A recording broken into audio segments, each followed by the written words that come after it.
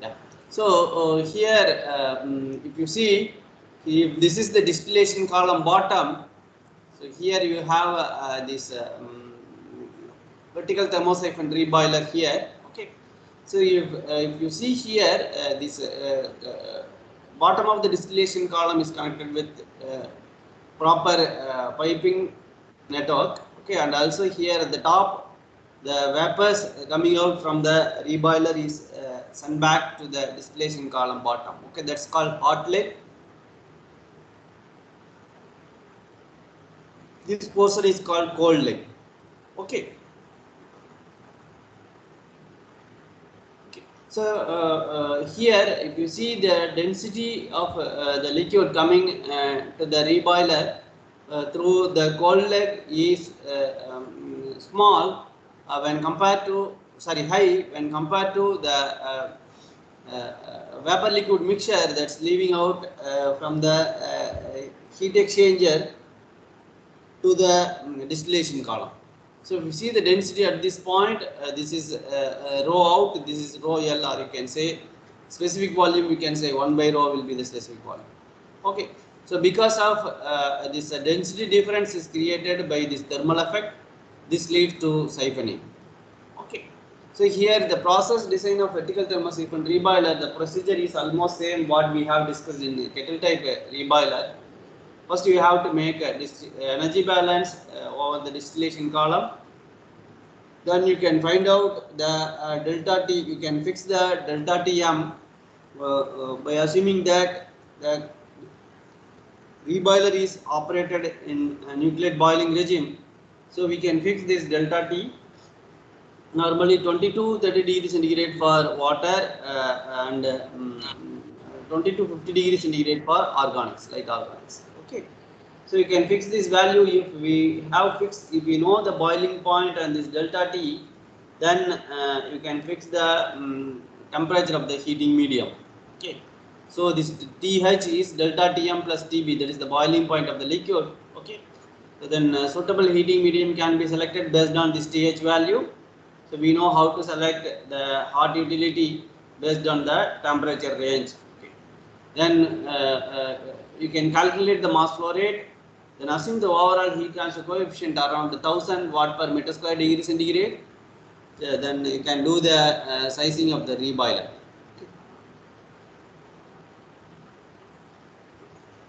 If you know the delta T, you overall heat transfer coefficient, and Q, that is m lambda, or from energy material balance or energy balance, you can calculate this heat load of the thermosiphon reboiler. We can calculate the A. This A will be the heat transfer area. Then you can define the value of D naught, L, and pitch that we know. So since it is boiler, normally the D naught will initial trial for D naught will start from 1 inch or to 25.4 mm. Then you can take the pitch 1.5 to 2 times of D naught, and the baffle cut you can start from 15 percentage or 25 percentage. Okay.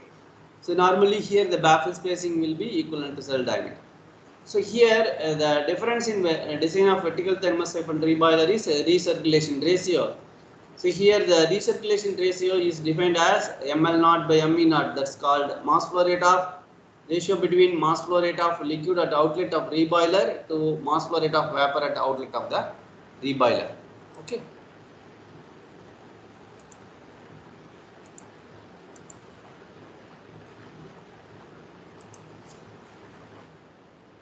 So here the pressure balance is very much important, because by doing the pressure balance we can, because the siphoning effect is created by the temperature thermal effect. Okay. So here by doing this pressure balance we can identify the suitable recirculation ratio. So recirculation ratio, this pressure drop available and pressure drop in the bottom of the piping network of the exchanger, all are interrelated. Okay. So this recirculation ratio is ml naught by me naught. Ml naught is the mass flow rate of liquid at outlet of reboiler. Me naught is the mass flow rate of vapor at outlet of the reboiler. Okay. So how can we make the pressure balance here? So at steady state condition, So you can say available pressure head is equal to pressure loss in the circuit. This is the circuit. So you have cold leg and hot leg. So that delta P available is equal to delta P, that is pressure drop in the base of the distillation column, then delta P in piping and nozzles. This is your piping nozzles. Nozzles means inlet nozzle, outlet nozzle. Okay. Sometimes you can give flow meters, control valve. Everything is included here. Okay. So in general, the delta P is available is equal to delta P in the base of the distillation column and delta P in piping. So most of the times you will neglect these two components, that is delta P due to piping networks or velocity at the distillation column bottom, because distillation column bottom diameter is very big. Okay, so the velocity will be very small. So the delta P can be very small in this case.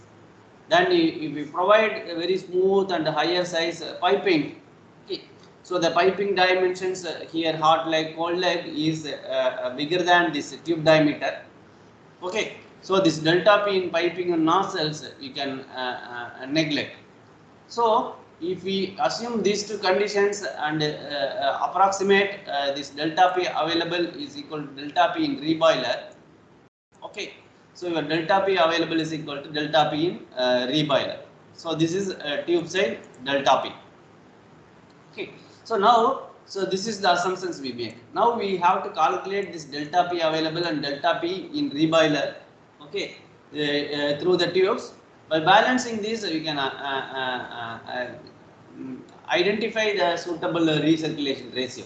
Okay, so the delta P available is L, that is the tube length. You can see this is the L. So normally how they will fix, this is the liquid level in the bottom of the distillation column. So this is the head. Okay, so this is the exchanger head, end of the tubes. Okay, so normally the thermosiphon reboilers are positioned like this.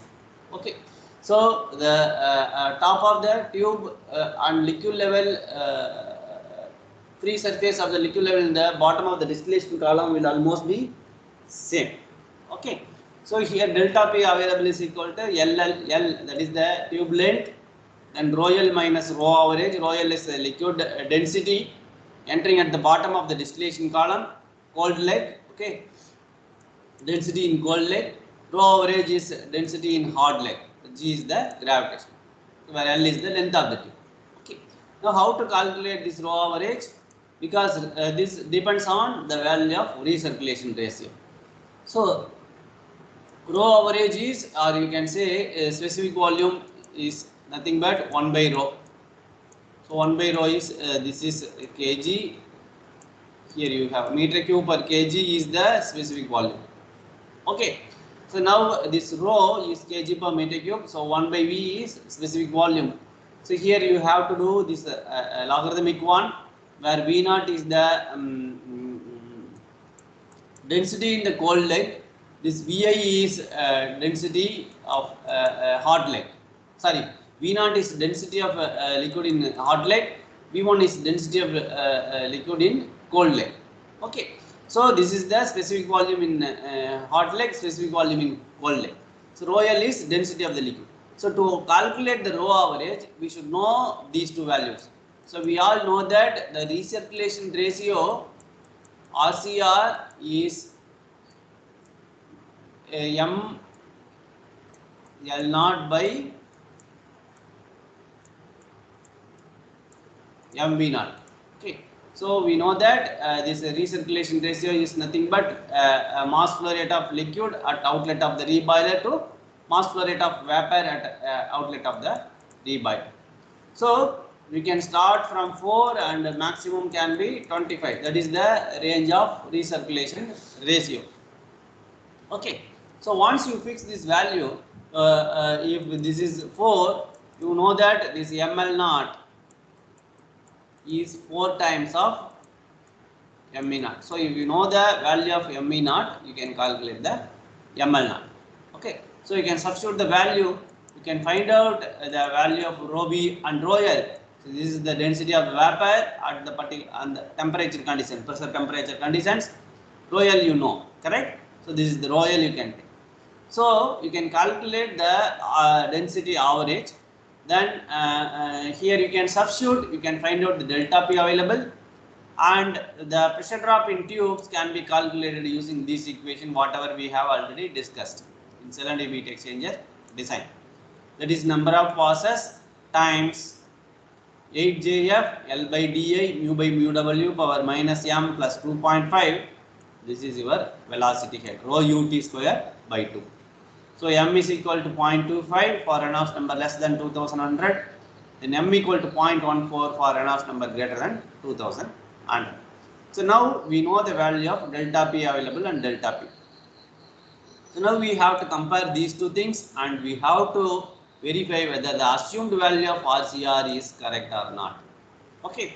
So here five different cases are possible. Okay, I think I have stopped at this point in last class. Okay. So what are all five different cases? The first case is that delta P available is equal to delta P tube. If this is the case, you can say that the assumed value of free circulation ratio is correct, and we can proceed to the next step.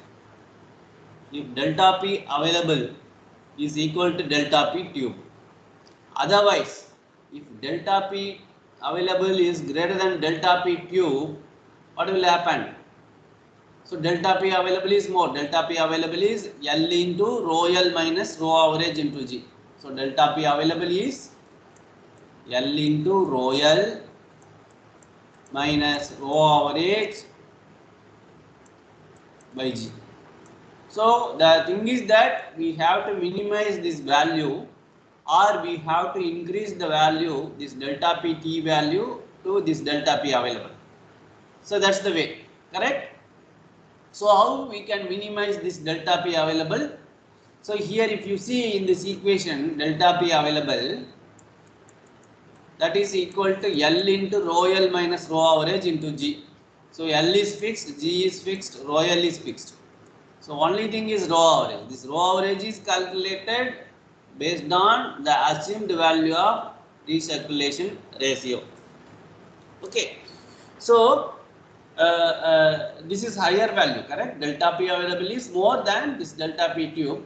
So to minimize this, what happened? You have to bring down this value. So how can we bring down? So this rho L is fixed. So you have to increase the value of rho average. How we can increase the rho average? So rho average is nothing but it's a combination of vapor and liquid, correct? At hot leg. So hot leg you will get vapor and liquid. So to increase the rho average, it means that your vaporization rate should come down, or you can say this amount of liquid in the vapor outlet or reboiler outlet should be more. Then only the rho average will increase. So this difference rho L minus rho average will come down. So your delta P available will come down, which becomes equal to your delta P tube. Okay, so that's the way. So here, which means that because RCR, you know, RCR is M L naught by MV naught. Okay, so you have to increase this value. Increase this value means your assumed RCR has to be increased. Okay, so if RCR increased, then this rho average will increase, this delta P average available will come down. Then what happens to this delta P T? So because this delta P T, we are replacing this rho by rho average at the outlet of the thermosafe boiler. Okay. So if you are here everything is fixed, L is fixed, NP number of passes, DI, mu, W. Only thing is these two values, rho and UT. So if rho average increases, then this delta PT also increase. That's the way. So you have to increase the RCR value, which means that the assumed value of RCR is less than the actual value of RCR. That's the first case. Second case, sorry, second case. Okay. Or third case, if you see the third case, delta P available is very much greater than delta P tube, or if you calculate delta P available by delta P tube, it is very much greater than 50. So delta P available by delta P tube is very much greater than 50. So if this condition also similar to the second condition, but this ratio is very high. Oh, okay. So what happened? Again the same case. RCR assumed is very much less than RCR actual. So we know what is the reason.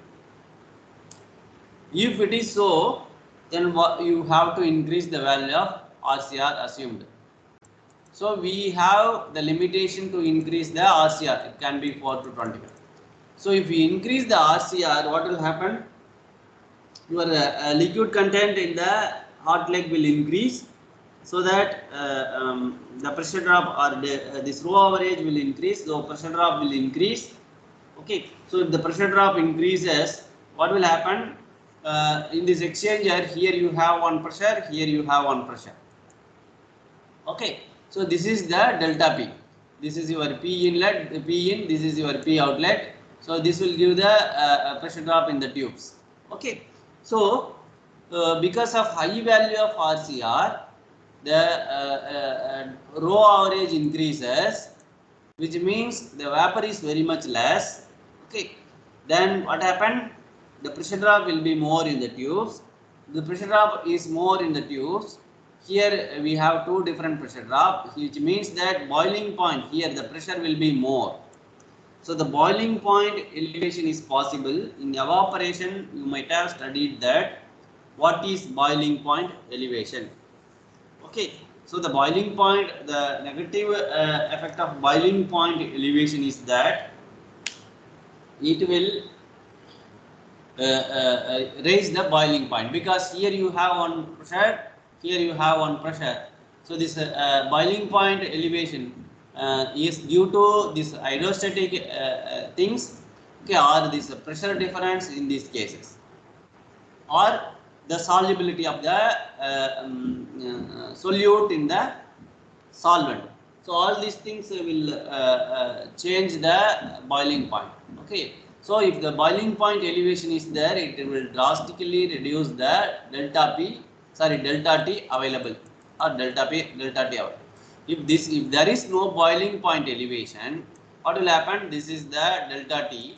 If boiling point elevation is there, what will happen? Your delta P will come down. So this is raise in boiling point, correct? So raise in boiling point leads to reduce the temperature drop. Okay. So that is the case. So these and also you can observe the vibration in the exchanger. Okay, erosion, vibration, these are all the consequence effect when you increase the value of RCR. Okay. So how we can avoid this situation? So here we have two different options.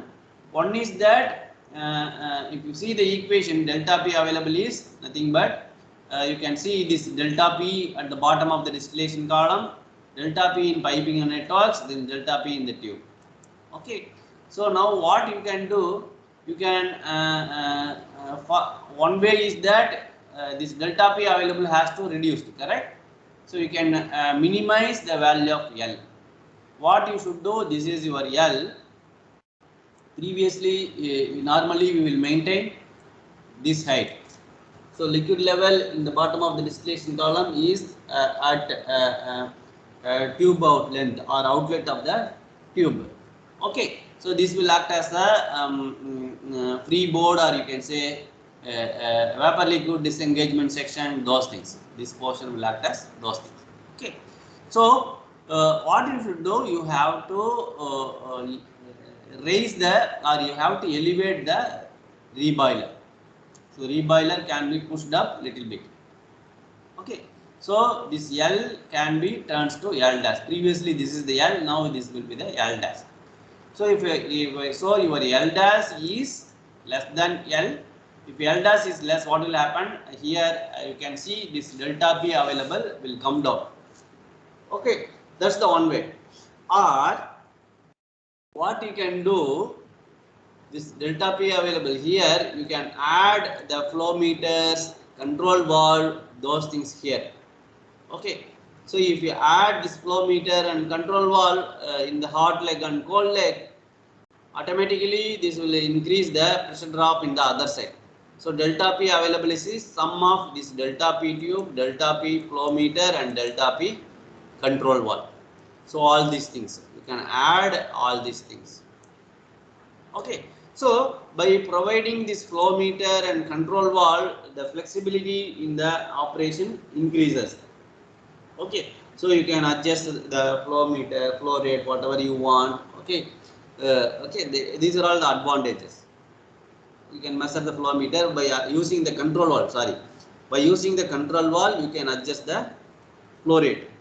Okay, so the recirculation rate also can be tuned by using this control valve. Okay, this is the way to overcome the boiling point elevation, those things in the third case. Okay, so fourth case, delta P available is less than your delta P tube. Okay, if such a case, what will happen? Here you can do that. This delta P available is small, no? So just you can increase the height L by this height. So hydrostatic elevation you have to provide. So these cases, what happen? You can place the distillation column at ground level. Then your thermosiphon reboiler can be fixed G-1. Okay, so if this is the ground level, this would be G-1. So your thermosiphon reboiler can be pushed down. Okay, pushed down so that you can increase this L. That is the way, one way.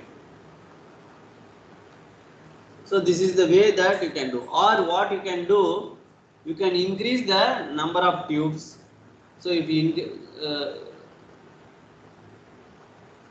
so delta P available is less than delta P, correct? Okay, so you can do this.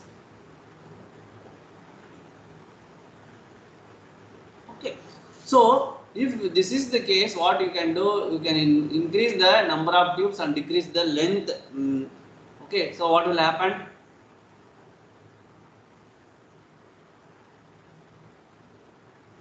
So here we have to minimize this delta P. One side is that you have to increase this H plus L, or you have to bring down this delta P tube. How it can be? You have to increase the number of tubes and decrease the length. Because in the equation delta P tube, you know the NP into 8JFL by dA, you have equation, no, mu by mu W power minus M plus 2.5 times of rho ut square by 2. Okay, that's the equation.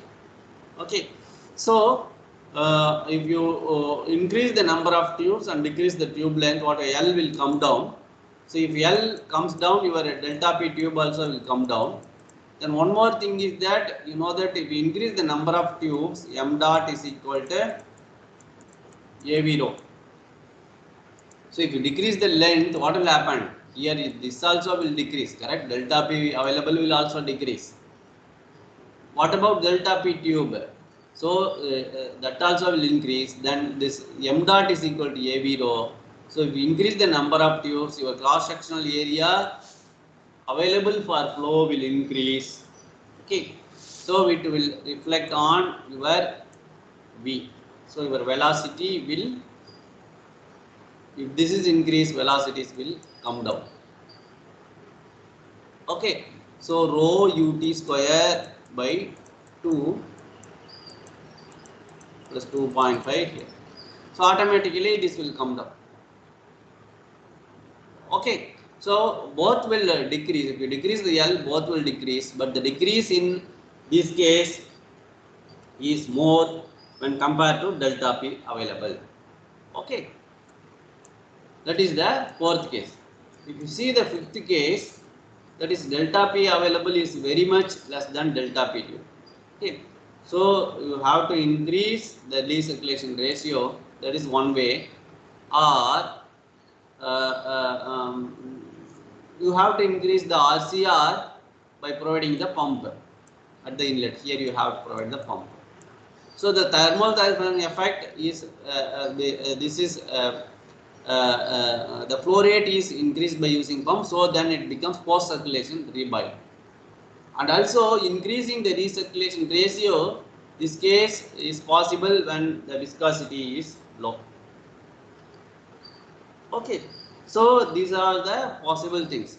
You have to increase the recirculation ratio, or you have to pump the, you have to provide the pump to at the inlet of the reboiler to increase the velocity.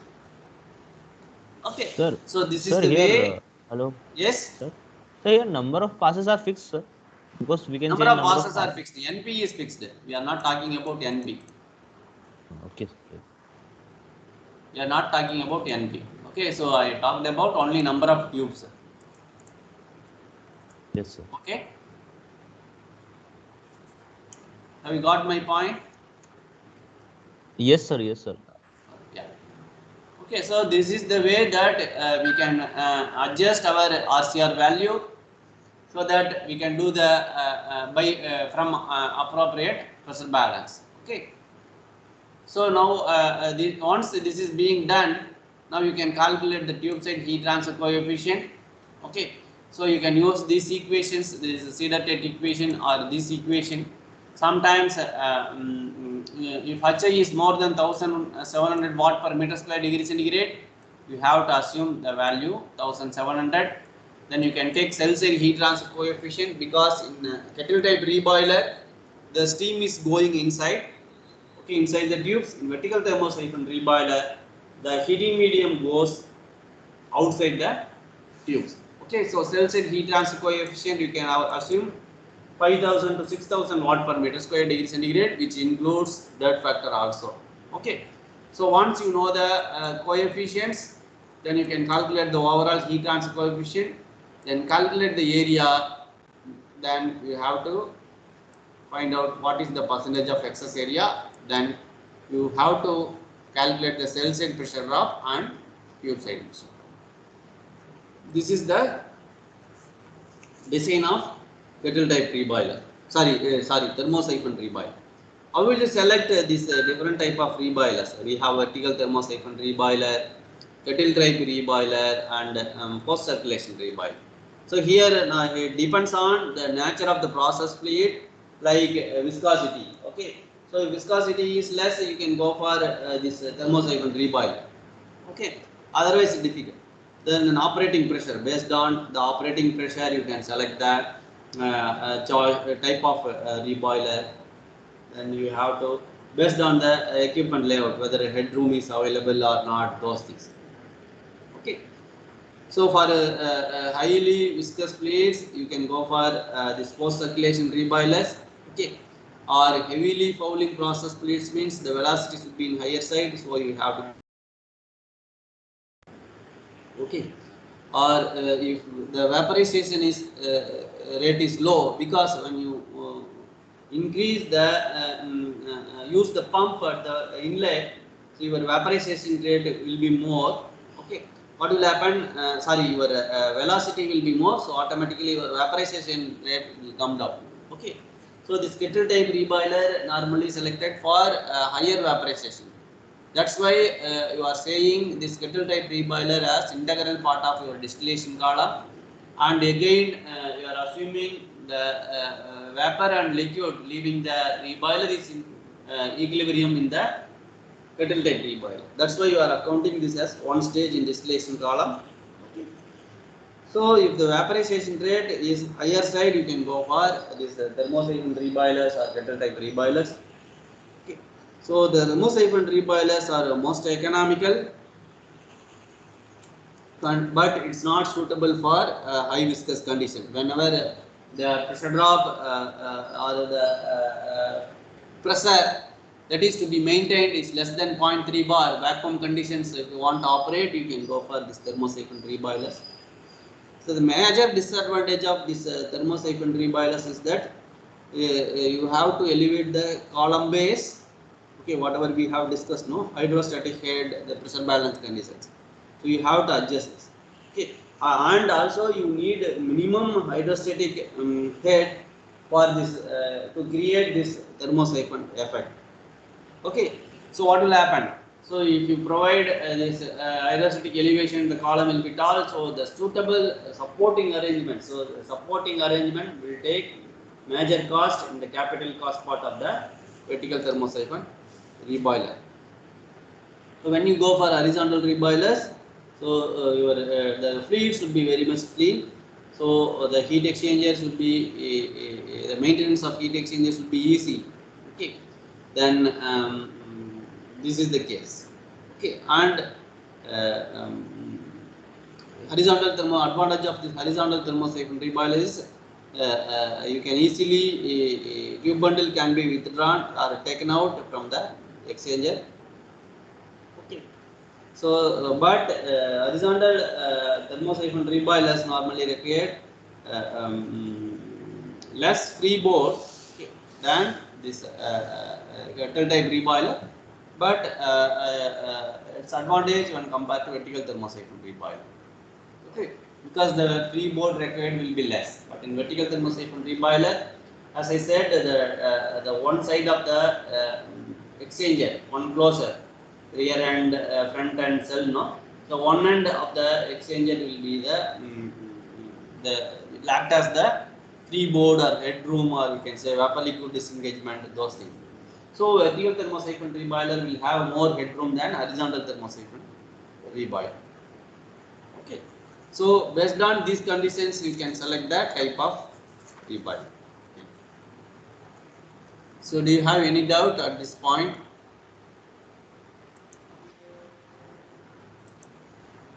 Else we can go to the problem. Sir, we can go to the problem, sir. Yeah.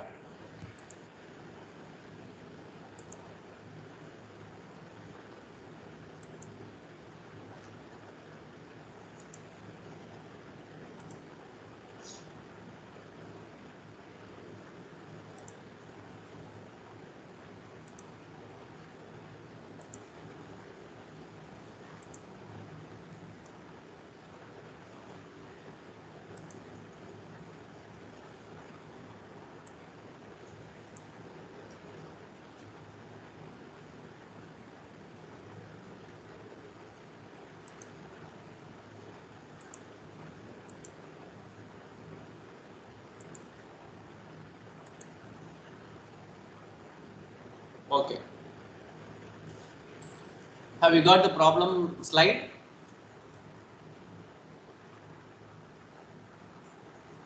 Yes, sir. Yes, The sir. design. So the problem is design a vertical thermosiphon reboiler which must provide 10,000 kgs per hour of pentane, N-pentane vapor to a distillation tower at 10 bar pressure. Okay. So this is the problem statement. Design a vertical thermosiphon reboiler which must provide 10,000 kgs per hour of N-pentane vapor to a distillation tower at this pressure. Okay. So we don't know any other thing. So first what we should do, we have to find out the boiling point of the pentane at this pressure. Okay. So to calculate the boiling temperature, we need the Antoine equation. We need the Antoine. So Antoine equation is ln PV is equal to this A minus B by T plus C. Okay. So take the values of A, B, C for N pentane. Okay. So ln PV is 15.833 minus 2477.07 divided by T minus 39.94. Okay. So we have to find out this PV. So this is the pressure, no? So this is the vapor pressure of the pentane. So that is 10 bar. Okay. So in this case, they have mentioned that PV is in tar. We know that 1 tar is 1 mm of Hg. And T should be in Kelvin. So substitute the pressure in tar calculate the value of T, that is boiling point of N-pentane at this pressure. So the T value is 398.39838 Kelvin, which is equivalent to 125.4. If you subtract minus 273, you will get this value. Okay. So now you know the boiling point of the N-pentane. Then we have to calculate the heat duty, correct?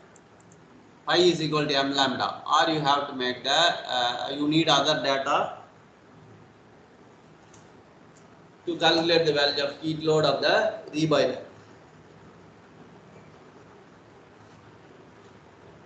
Okay, so now you know the temperature. So at this temperature, you have to find out the value of latent heat of vaporization. Okay, so again, I think you have to use Watson equation. Yeah, Watson equation you have to use. So lambda 2 is equal to lambda 1 times of 1 minus TR2 by 1 minus TR1 power 0.38. Okay, so this is lambda 2 is the latent heat of N-pentane at boiling point is equal to latent heat of N-pentane at the temperature. At this temperature you have to take. Okay, so the some known temperature you have to find out the latent heat. So at 25 degrees centigrade, the lambda value of N-pentane is 366.512 kilojoules per kg. Okay, so lambda 2 is equal to lambda 1 times of 1 minus TR2 by 1 minus TR1.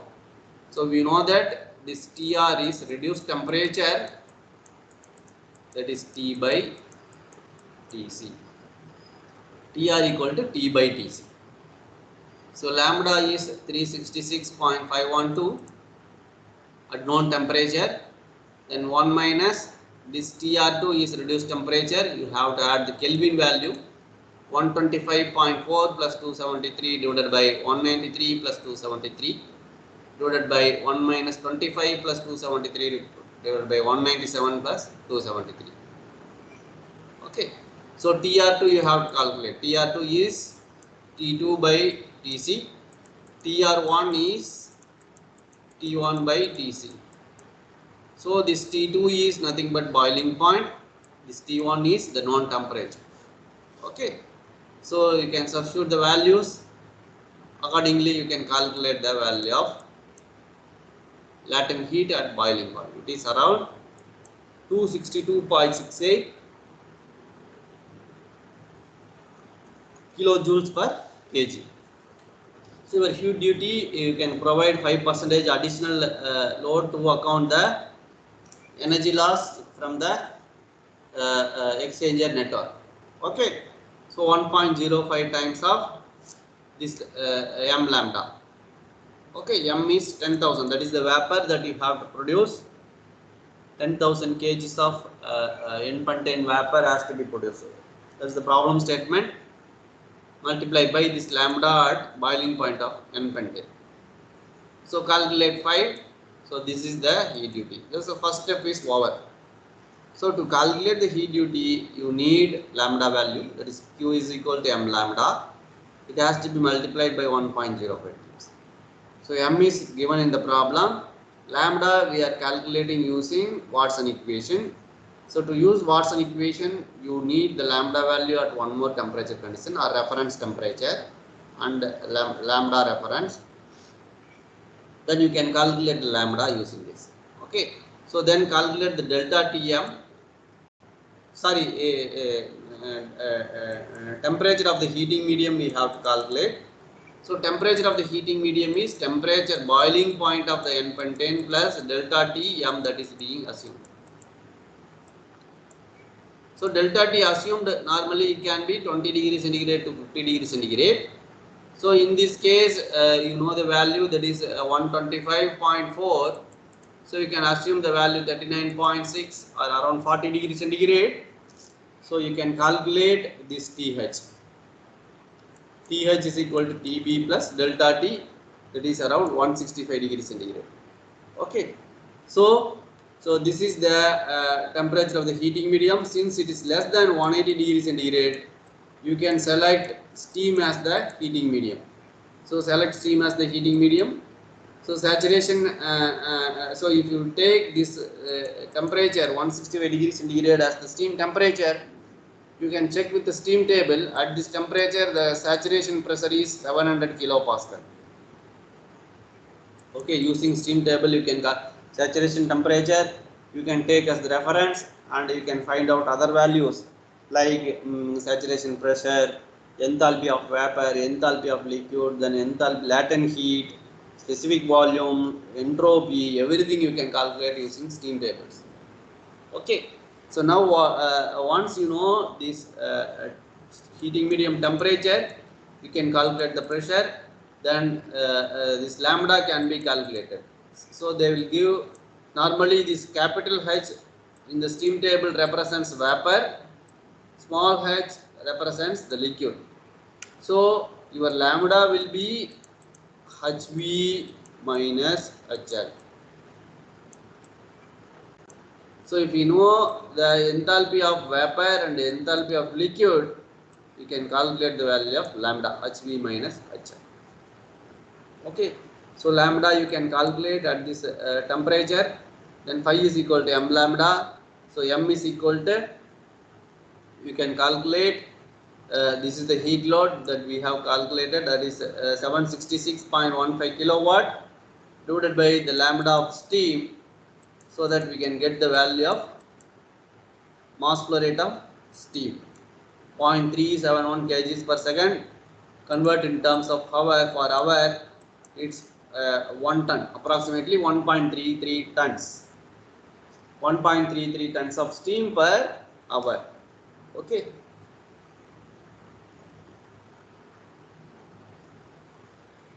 So next we have to assume the value of overall heat transfer coefficient.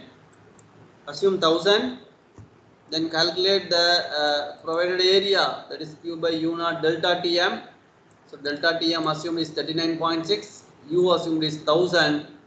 Then heat duty we have calculated, that value is around 766.15, that is kilojoules, no? Sorry, kilowatt, correct? So into 10 power 3 watts. Okay. So area provided you have to calculate, that is 19.35 meter square, that is equal to NT into pi d naught L. So area provided is equal to NT into pi d naught L. So NT is number of tubes.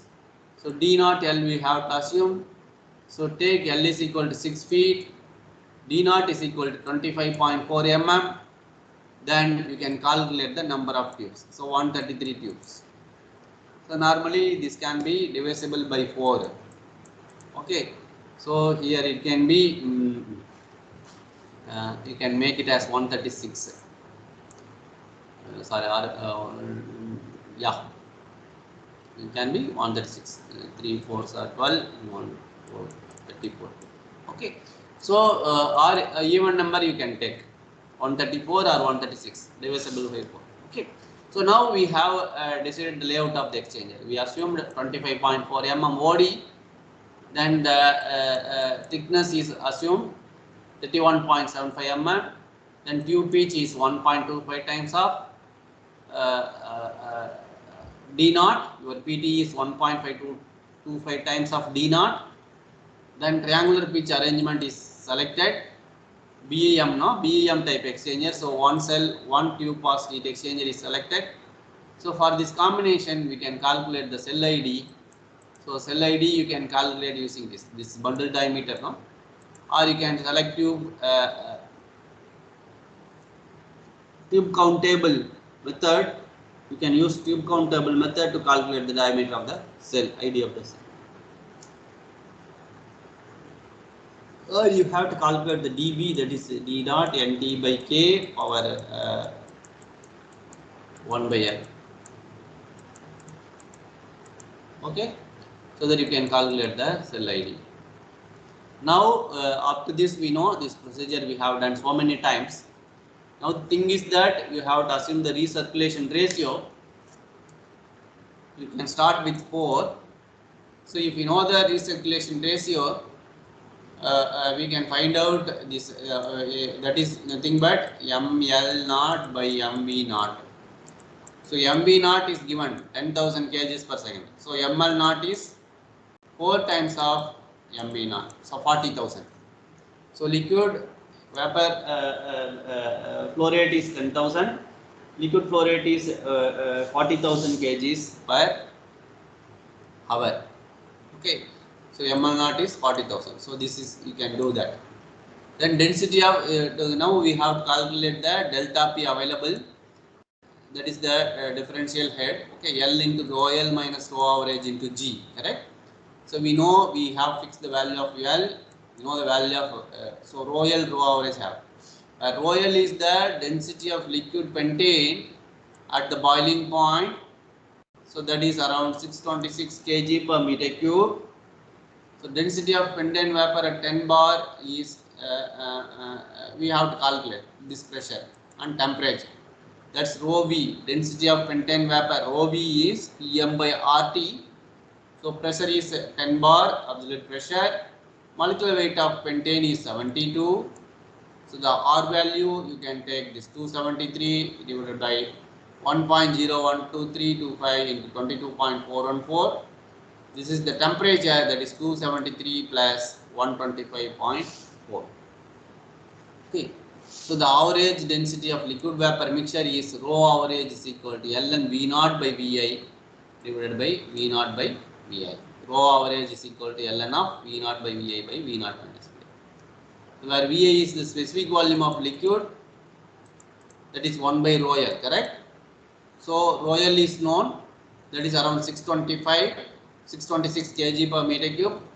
So the Vi can be calculated. Next step is that we have to find out the value of V naught. Okay. So how to calculate the V naught? To calculate the V naught, we need all these values, ML naught, MV naught, those things. Okay. So your V naught is MV naught by rho V. So this is almost like hold up estimation. Okay.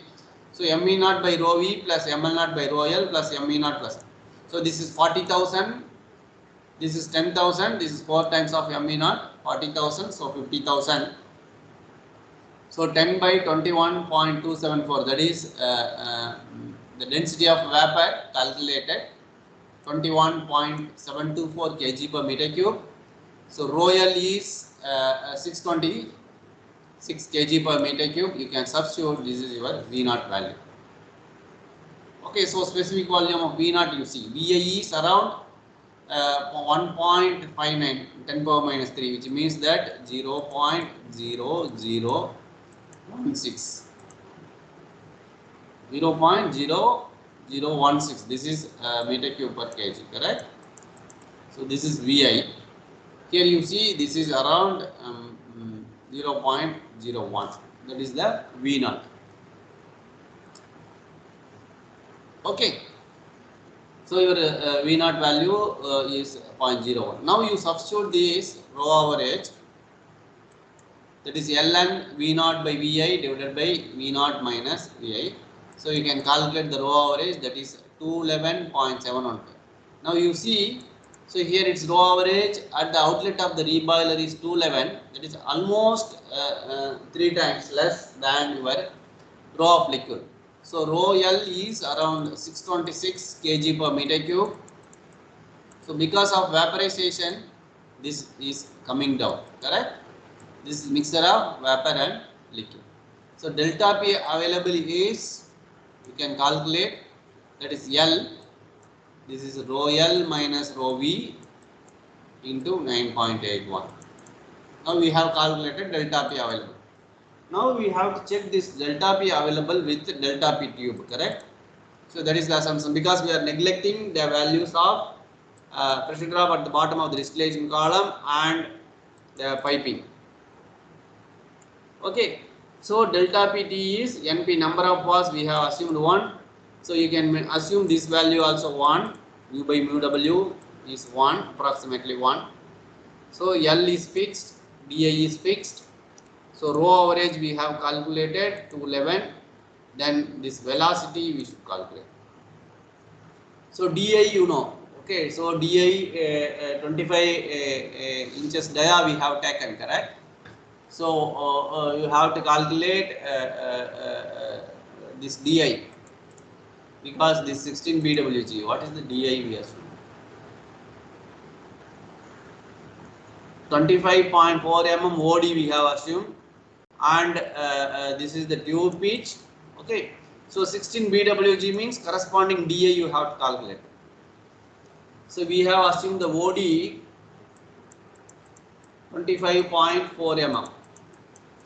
So if you take 16 BWG tube, then your ID is 25.4 minus 2 times of thickness. Okay, so that you can calculate. So now you can calculate the tube side flow area, that is AT is NT by NP into pi by 4 DI square. This is cross sectional area of one tube. This is to be multiplied by NT by NP. NP is 1 here, number of pass. If it is more than 1, then this will come down, no? So NT is 133, or you can select 134, whatever may be. So this is the flow area available for N pentane. So tube side mass velocity is m dot by AT. So mv naught is 10,000, ml naught is 40,000. So this is conversion to seconds. Okay. So this is the flow area 0.051. So you can calculate the GT. So this is your mass velocity, tube side mass velocity. So UT is GT by rho average. Now that you can get the tube side velocity, that is 1.28. So it's greater than 1 meter per second. That's also good. Okay. So calculate the Reynolds number, DGI by mu L. It's 50,000 turbulent flow. So calculate this J. Then substitute everything here. This is 8 JF. So refer the chart to find out the value of JF for corresponding Reynolds number. Then L, this is DI. Mu by mu W is becomes 1 plus 2.5 times of rho UT square by 2. Okay. So this delta P is cube is 808. So the case is delta P available is greater than delta P cube. So this is the first case. So this case is similar to your second case. So what is the meaning? This our assumed value of recirculation ratio is low in this case. So we have started with 4 now. Now you can increase. So you can increase for different values of delta P. So you can increase 6, 8, and if you increase the recirculation ratio, what will happen? This becomes increase. This will increase. Okay, the value of this will increase. And what happened to your UT? Because your UT here now, so UT is G by rho now. So if rho increases, your UT will come down, correct? So similarly, you can try for m equal to 10. So when I try for m equal to 10, I got the rho average. It's around 312.1 kg per meter cube. The UT is 1.92 meter per second. Okay, so that's the UT value.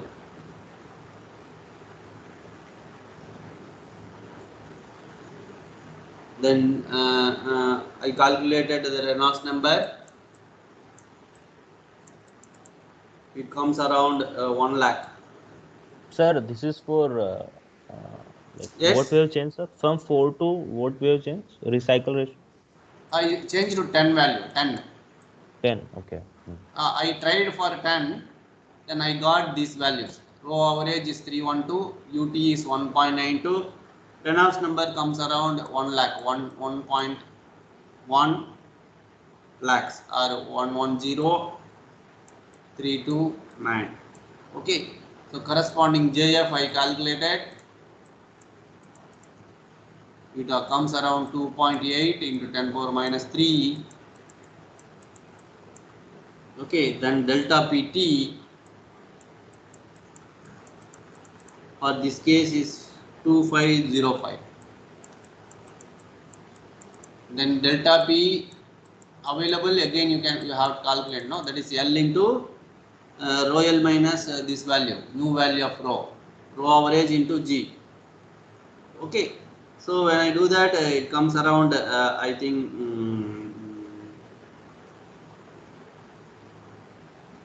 so what is the value? Missed somewhere. So L is 1.82 1.83 into 9.81 into 626 minus the value is 312.1, so it comes around 5635. So delta P is 5635. Still the same case. Even I increase the M value to 10, delta P available is 5635 Newton per meter square. Delta PT is 25.05. So still you can increase the value. So when you increase this value to 15.5, so increase the value to 15.5 or 16, then what will you get? Your ML naught is 1,55,000 kg per hour. V naught, MV naught is 10,000 kgs per hour. Calculate V naught and VI. Okay, calculate rho average. So rho average increases for recirculation ratio of 15.5. So delta P available is 4648. Then tube side mass velocity again you have to calculate. That is 898. Then your velocity is 2.45 meters per second, because velocity increases, correct? Your mass flow rate increases, M increases, recirculation ratio increases, your M increases. M increases, we didn't change the diameter, we didn't change the cross sectional area for flow, that's why your velocity increases. Okay, so velocity increases, Reynolds number increases, JF you can find out, then you can check the new value, delta P tube.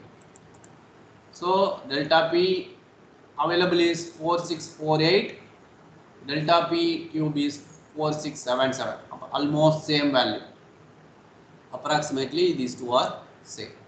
So recirculation ratio of 15.5, it is acceptable. Okay, so next what you should do, we have to calculate the heat transfer coefficient. Now only we have settled with the dimensions, this recirculation ratio value. Okay, so if this is okay, then what we should do, we have to calculate the tube side heat transfer coefficient. So Reynolds number, Prandtl number, everything you can calculate. Specific heat, viscosity, these values you have to take at boiling point of N-pentane, okay, liquid pentane. Then calculate the Prandtl number. So the Reynolds number is 1.65 lakhs. Your K value, thermal conductivity of N-pentane is 0.124 watt per meter degree centigrade. So use the Kane equation. Okay, see that equation as per Kern method. So this becomes 1, you can assume. So the heat transfer coefficient is 2500. So we assume that if the value of heat transfer coefficient is greater than 1700, you can take it as 1700. Okay, take HI is equal to 1700. So cell side we have selected steam as the medium. So take cell side heat transfer coefficient as 6000 watt per meter square degree centigrade. Now you can calculate the overall heat transfer coefficient as per this equation. So 1 by H naught dash, this including fouling. Then this is your conductive resistance. So this is your convective resistance. This is your dirt factor. So include everything. So thermal conductivity of tube material you can calculate or find out. Again, this is mild steel we have selected. For mild steel, the value of thermal conductivity is 45 watt per meter Kelvin. So calculate the overall heat transfer coefficient for the fouling value of tube side. Okay, that is around 9,900. So calculate area required. This is 21.5 meter square. So A provided by A required you can calculate, that is 0.9. This is less than 1.1. So normally it is 1.1 to 1.2. So the required area is in higher side, provided area is in lower side. So this is the problem we exposed. Okay, now what you should do? You have to increase this ratio to 1.2. So which means that you are changing the provided area. How you can do that? You can change it by adjusting the length. So the revised length is, initially we assume 6 feet. So this has to be increased to 1.2 times. Okay, so 0.9 times of this ratio. This 0.9 means area provisional or provided divided by area required. So 1.2 by 0.96 is 8 feet. Okay, so L average is 8 feet. Then area provided you can calculate now. NT into pi d naught L. L is being changed. D we didn't change. We have taken same diameter. Okay. Now what happened? The number of tubes also we didn't change. Only thing is that we have increased the length. So you can calculate the new area, provided area 25.8786.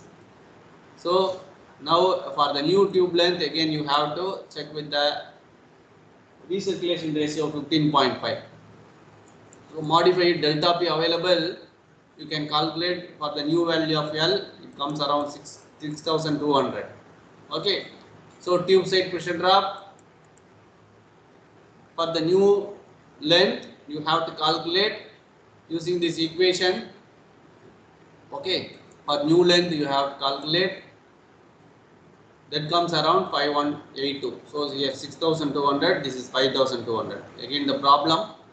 Hence what you should do, we have to assume the higher value of recirculation ratio, it is being raised to 17. So then you have to calculate again V naught and row average, delta P available 5921. Okay, so previously it's 6,200, now it is 5921. Okay, so tube side mass velocity you have to calculate, Reynolds number you have to calculate the velocity and delta P tube. So 5862, this is the delta P available for the new recirculation ratio. Okay, at 17 we settled now. Okay, at 17 we have settled now. So calculate the heat transfer coefficient for this value. Okay, so it is Reynolds number power 0.8 no. So use this relationship and calculate the new value of HI. So again it's greater than 1700. So take it as 1700. Now calculate. So this is okay. So this is the way to do that. Okay. So next is you have to calculate the cell side pressure drop. Cell side pressure drop is 0.5 times of this value. So ds is diameter of the cell, d is equivalent diameter, L is length of the tube, bs is the baffle spacing. Okay. So you have to calculate the US. Okay. So US cell side velocity. So this is the cross flow area in cell side PT minus d naught by PT into ds bs. So bs is baffle spacing, ds is cell inside diameter. So bs equal to ds, that is the assumption we make. This is the d naught and PT. Calculate the cross flow area, that's around 0.038. So these procedures are well known to you. So we have done so many times. Okay.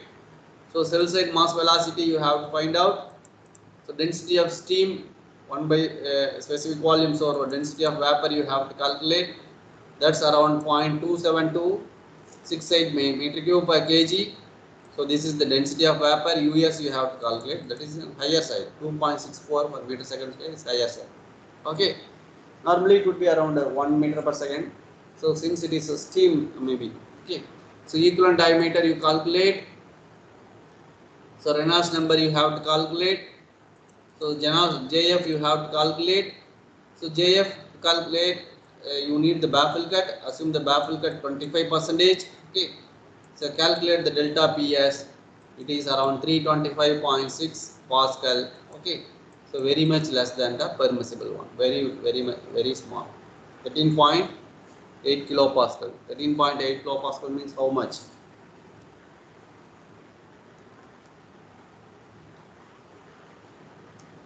That is 0.13, correct?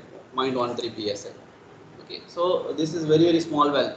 Okay, so this is the design procedure of thermosiphon boiler. If you have any doubts, please ask. Sir, Yes. so can you go to first trial which we have made, sir? In which, yeah, Can we first go? trial. First First trial. trial, Yeah. sir, for recycle ratio equal to 4. Okay. Yeah. So here like our tube side assumed pressure drop is coming less than the calculated, sir. Yeah. Correct. Correct. First, second case. Delta P available is greater than your delta P tube side. Okay, sir. So then we have increased it to 10. Yeah, that's why we are increasing the recirculation ratio. So if delta P available is more than delta P tube, it means that assumed value of recirculation ratio is small when Less. compared to actual. Yes, sir. Then in second trial value, sir, what we did? Again we are increasing, no? Yeah, we have increased I up increased to to 10. okay. Then again it didn't match. You get around 5635 and 2506. Then again if you increase to 15.5, then it's almost same. Yes, sir. Then yes, sir. Then what will do, sir? So once we did this, what happened? We when you calculate the area provided comes down less than the required. So the provided area Okay, okay. should be Hmm. more. That's Then we'll okay. increase the length, sir. So Yeah. we are increasing the length. Hmm. Okay. So once length is being increased, again we have to do the everything. You have to calculate the area provided. Then you the Okay. length is function of this delta P available is function of again L, no. So L Yes, sir. into rho L minus rho average into G. So delta P available you have to calculate. Then you have to find out the delta P tube. So again you Yeah. have to match it. So again there is 1,000 difference is there, mismatch is there. Delta P available is greater Okay. than delta P tube. Again, Again the we'll same increase the case. recycle ratio. That's why Yes, sir. again we are increasing the recirculation ratio Recycle from ratio. Yeah. 15.5 to Yes, sir. 70. The same Hmm. procedure. Yes, yes. Okay. Yes, sir. So only tube side we have to do all these things. Cell side you can directly simply use this method whatever we have followed. So here, In shell side, sir, the pressure calculated should be within limits. That is the condition, yeah, right? yeah, that's why within limits. So we have stopped. Yes, sir. Yes. So permissible is 13.8 kilopascal. Yes, sir. I understand. Yeah, normally 10 to psi if it is liquid. If it is vapor, you can fix 2 psi.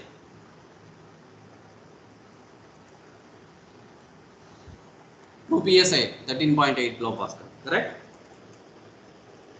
Normal means, sir, like some standards are there. I don't know, sir. Yeah, yeah, yeah. For a liquid case, you can go. You can the pressure drop should be less than 10 to 12 psi.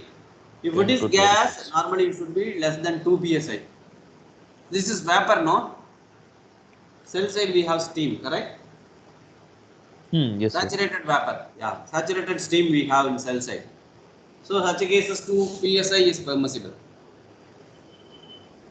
Okay, sir. What is pressure? Pressure is almost same atmospheric pressure, correct?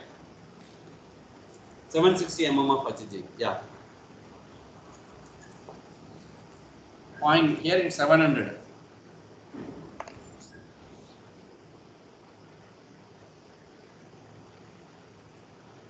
Sorry, this is 7 times of atmospheric pressure. Sorry.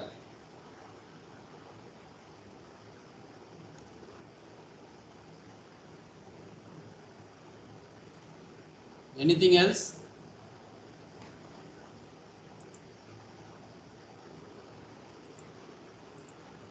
Anything you want to know?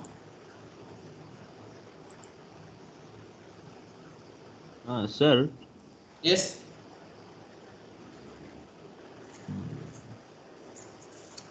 Yes, Jaydeep. sir, like you said that shell side vapor pressure should be less than 2 psi, na, sir? Yeah, yeah, yeah, yeah. Pressure But sir, drop. pressure drop, right, sir? So 13 point K Pascal will be like around 2, uh, around 2 Pascal, 2 ATM, right, sir? Yeah, 2 psi. 14.7 Yes, is sir. 13. So 2 divided by 14.7, correct? So sir, like Into 101.325. design pressure is like approximately same. Yeah, Yes, sir. 13.78 kilopascal. It's approximately 2 psi, sir. Yeah, approximately 2 psi. Okay, so we can accept not less than 2 psi.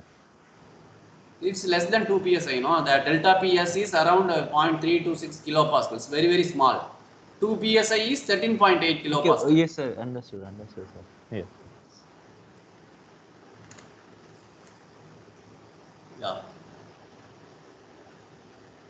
Anything else? No, sir. No, sir. Yeah, thank you all. So next class we can see this post-convective boiling. So have you studied this post-convective boiling in your heat transfer subject? The procedure is almost same. Only thing is that the estimation of heat transfer coefficient part. So it is two-phase flow, no? So completely it is different. So here we have to account two types of heat transfer coefficient, both nucleate boiling heat transfer coefficient and convective boiling one. So these two has to be summed up. That is nucleate boiling part, and also you have post convective boiling part. Okay. So both the nucleate boiling part, we know what are the equations that we are using. Okay, Monstinsky equation, or you can go for Joubert equation. Those equations you can use to calculate the heat transfer coefficient in nucleate boiling. So convective boiling coefficient, you can use the Cedar-Tate equation. Then you have to account the proper things like vapor fraction. Vapor fraction is very much important, because at the entrance it would be a subcooled liquid or saturated liquid. Then over the period when it is heated up by using heating medium in cell side, what will happen? It will experience so many things, correct? Subcooled boiling you will get, then formation of bubbles, bubble flow. It's not like full boiling, it's a convective boiling. So your saturated or subcooled liquid will flow through the tubes. So by heating medium it is heated up. Due to that, what will happen? It becomes two-phase mixture. So we have to account these two-phase correction factors. Lockhart-Martinelli parameter, those things we have to account based on the flow regimes.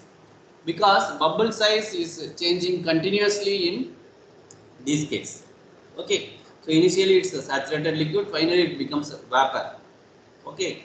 It may be saturated vapor or a mixture of vapor. So you will account so many flows: bubble flow, slug flow, annular flow, mist flow, like that. Okay.